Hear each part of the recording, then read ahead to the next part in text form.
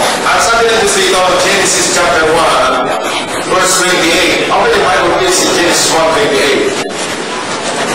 And God said,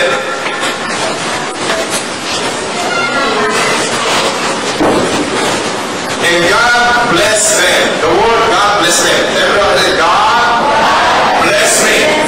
So that's the original creation of God to human beings. The first declaration that He said to human He said, God bless them. Hindi na mapapawi yun. Ibig sabihin, tayo bilang tao, kahit nag-isa ka, pinutong na sa iyo ng Diyos, sa iyong corona, ikaw ay pinagpala. Amen? Tingnan mo sa Genesis, sa Psalm 21. Open your Bible please in Psalm 21.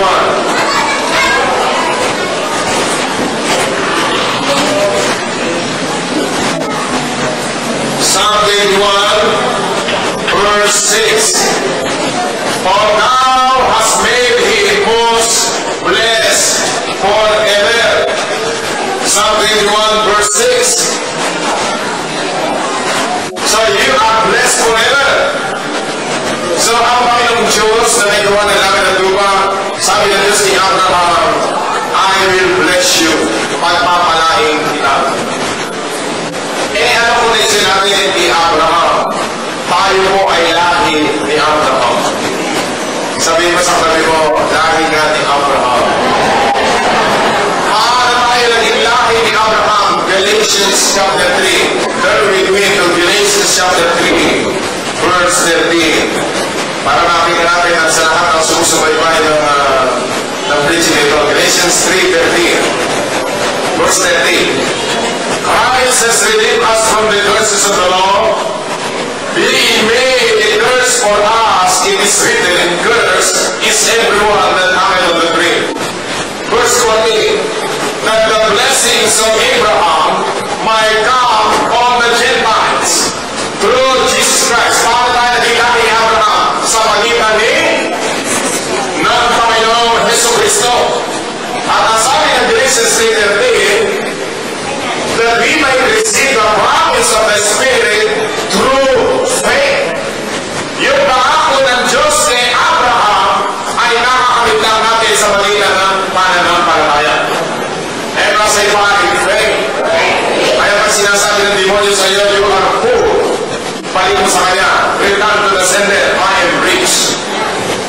Sabihin mo sa kanya, you are not poor, you are rich. Sabi ng demonyo, anong rich? Wala ka naman pang no-chupin na. Ang pastor, hindi tinatawag na commercialized Christmas. Sabi na iba, pag daw Pasko, malungkot daw Pasko, pag walang festivola, walang no-chupin na, hindi to yun. Yan ay doktrina ni Satanas. Tayo, pag may Jesus sa puso, lagi dapat tayong masaya. At kailangan baguhin mo isip mo. You must change your mind. Amen. We are the seeds of Abraham and we might receive the promise of the Spirit through faith. Eka say through faith. Kaya ang kaharian ng Diyos ay kailangan may pananampalataya. Galatians 3:29. If you be in Christ, then are you Abraham's seeds. Ikaw ay lahi ni Abraham.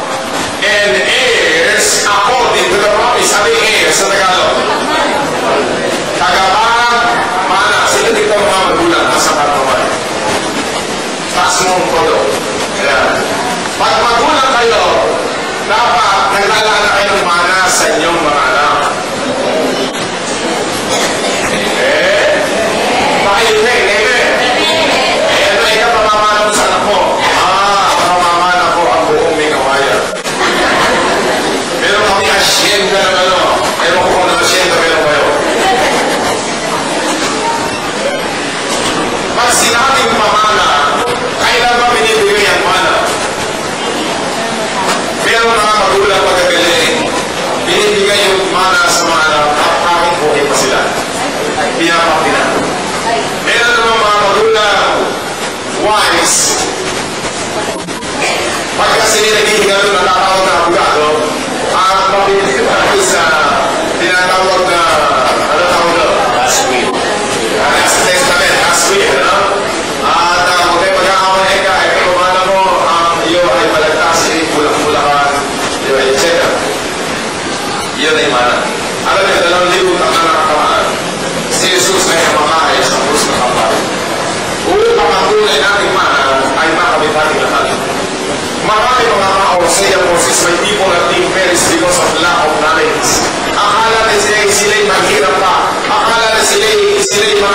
talunan. Hindi tayo talunan. Ang mana natin ay nasa atin na.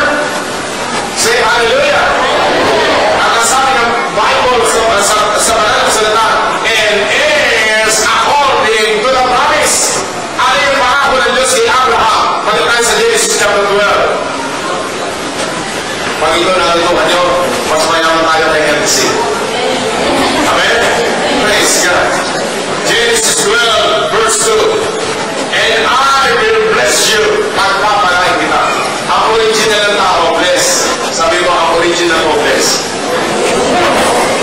Ayaw ka mahihigit sa mga limayaman. Mas mayaman ka sa kanila. Ayaw yata mo. Amen? Ang mga born-again Christian na katotohanan na laman ng kapiran sa salita ng Diyos, talagang pinagpala. Sino dito bumili sa KFC? Sabi ng teller, what do you want, sir?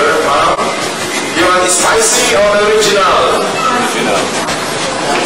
Sabi niya sa, I like original. Tayo, bigay from original. Not spicy. Amen? Ano original natin? Genesis 1, 27, 28. God bless them. So, iulit-ulit ng Diyos. Pagkatapos kay Noah, sumunod ulit si Abraham. At ang sabi ng Diyos si Abraham, I will bless you. The word bless, ginawa sa salitang barak. Sabi niya barak. Pag sa Tagalog, pag sinabing barak, barako. Ano yung sabi ng barako? Pag sinabing barako ka, ano yung sabi sa Tagalog? Siga, straw. Pag nilagay ko sa Batangas, ano tawag yung barako man yun? Okay. Makakapang na kape. Sa Hebreo, pag sinabing bless, salitang Hebreo yun, barak.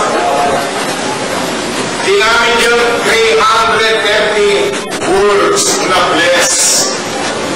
Ang Diyos magaling, mahilig siya sa number na 300. Legion 300. Bless yun. 365 days. Bless. Sabi ng awit, the Lord will bless us loaded daily of benefits. Kaya araw-araw natin loaded. Ang gagol, pagkawalan. Amen. 330 words para ilang araw sa isang taon. 365 days. Yung bawat linggo, hindi kinukumpit ng Diyos yun. Ang araw mula Lunes lamang hanggang Sabado. Kaya sa Exodus 16, kapag tayo nagtatrabaho hanggang Sabado lang. At sa Sabado, bibigyan ka ng dalawa, double portion. Kapag linggo, hindi pahinga, rest. Kaya dapat ang linggo sa paglilingkod ng Lord. Ang mga Israel, parang Pilipino, naghahanap ng agitna, isang sako nawawala. Kaya ang Diyos, magsabado, double portion binibigay. Kaya tingnan niyo, 330, and we have 43 weeks in 1 year. Kaya ang Diyos magaling sa 300. Amen? Kaya ano po, may 300 sa pusin mo. Kaya pala ang ministry natin, ang binabayaran natin sa Ginto, 386,000. Abang! Praise God! Ang 27 ang bayad natin, ang collection ba natin yan, 57,000. Lord, I need more 4 days. Waiting at 23, 24, 25, 26.